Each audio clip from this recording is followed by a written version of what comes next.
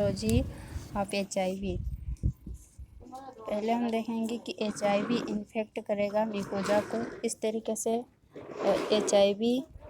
HIV virus है और mucosal sales है, इसमें इन्फेक्ट करेगा इस तरीके से CD4 cell attach to dendroid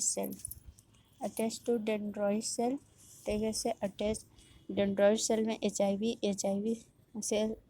virus है और ये डेंड्रॉइड सेल इसमें अटैच हो जाता है। इसके बाद फिर ट्रेवल टू लिम्फोइड टिश्यू में ट्रेवल करता है और HIV इस तरीके से रेप्लिकेट करेगा इन्फेक्शन स्टेबलाइज और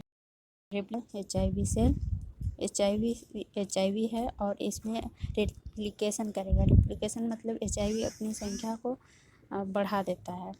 फिर इसके बाद फिर वायरेमिया HIV स्प्रेड थ्रू सर्कुलेशन के थ्रू HIV स्प्रेड करेगा।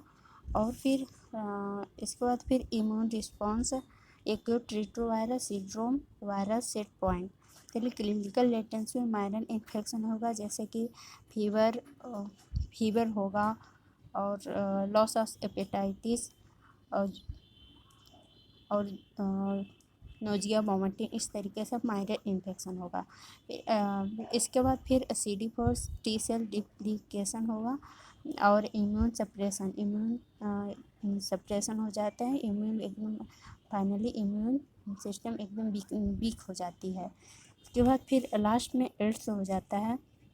एड्स पहले क्रोनिक भी होगा, क्रोनिक इन्फेक्शन इस तरीके से बनाए हैं क्रोनिक इन्फेक्शन में। और HIV स्पेसिफिक साइटोटॉक्सिक सेल को डिस्ट्रॉय करती जाती है HIV और HIV एंटीबॉडीज बनाती है। इसके बाद CD तो बता होगा। इसके बाद लास्ट में HIV एड्स हो जाएगा। एड्स मतलब कि डिफाइनिंग अपॉर्चुनिटी इन्फेक्शन हो जाता है। फिर इसके बहुत सारे क्रोनिक इन्फेक्शन हो जाता है, जैसे कि वो इम्यून सिस्टम तो एकदम वीक हो गई, उसमें थोड़ी सी भी वायरल या इन्फेक्शन हो जाता है तो उसमें बहुत जल्दी इन्फेक्शन हो जाता है, जैसे निमोनिया हो जाता है, कोलिक सर्कुलिया हो जाता है, वायरल इन्फेक्शन जैसे